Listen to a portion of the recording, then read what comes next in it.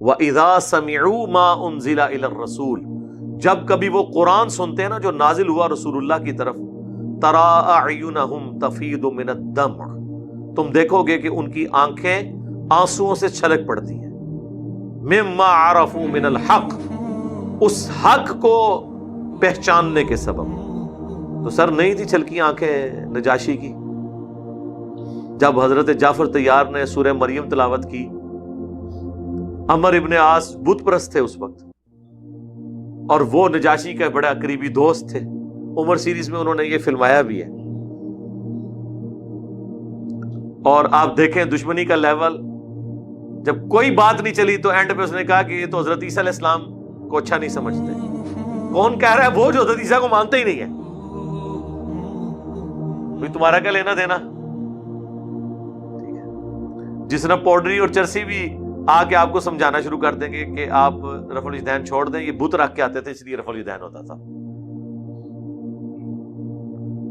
تو اب یہ بہت بڑا امتحان تھا حضرت جعفر طیار کے لیے کہ اب ظاہر ہے حضرت عیسیٰ علیہ السلام کو جیسے کرسچنز مانتے ہیں اس طرح تو مسلمان نہیں مانتے ان کے غلط نظریات کو، لیکن اس وقت تک خیر تھی، موحدین بھی موجود تھے۔ حضرت جعفر نے کوئی اس میں آر محسوس نہیں کی۔ ہجرت حبشہ میں وہ لیڈ کر رہے تھے نا مسلمانوں کو، انہوں نے سورہ مریم کی آیات تلاوت کی تو اس کے بے اختیار آنسو رواں ہو گئے۔ اس میں تو واضح بتایا گیا بھئی الہ تو تمہارا ایک ہے، اور آپ کو پتہ ہے اس نے پھر زمین سے ایک تنکا اٹھا کے کہا تھا کہ اللہ کی قسم جو کچھ عیسیٰ ابن مریم کے بارے میں تم نے بیان کیا ہے نا، اس تنکے کے برابر بھی وہ اس سے زیادہ نہیں تھے۔ ذرا الفاظ پہ غور کریں، کام کی بات نہیں کی اس نے۔ تو قرآن کیا کہتا ہے حضرت عیسیٰ کے بارے میں کہ وہ اللہ کے بندے ہیں، اللہ کی مخلوق ہے،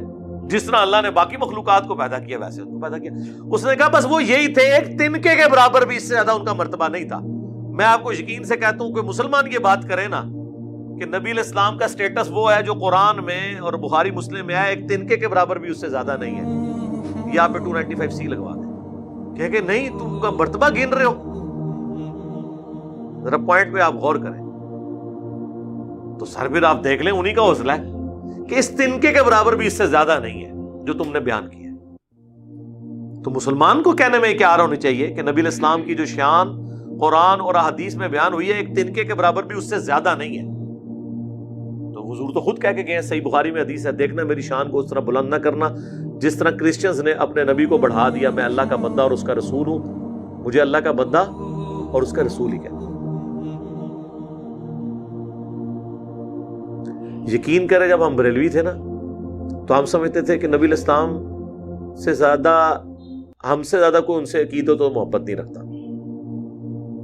کیونکہ ہم ہر شان والی بات ان کے حق میں مان لیتے تھے چاہے وہ قرآن و سنت میں نہ لکھی ہوئی ہو۔ اس وقت ہمارے لیے یہ بڑا مشکل تھا ماننا کہ حضور کے بارے میں ہم نے جتنی شانیں کلیم کی ہوئی ہیں ان میں سے اکثر خود ساختہ ہیں، قرآن تو کچھ اور بیان کرتا ہے۔ بڑا مشکل کام تھا، شروع میں بڑا آکورڈ فیل ہوتا تھا، لیکن آج میں علا وجہ بصیرت یہ بات کہتا ہوں کہ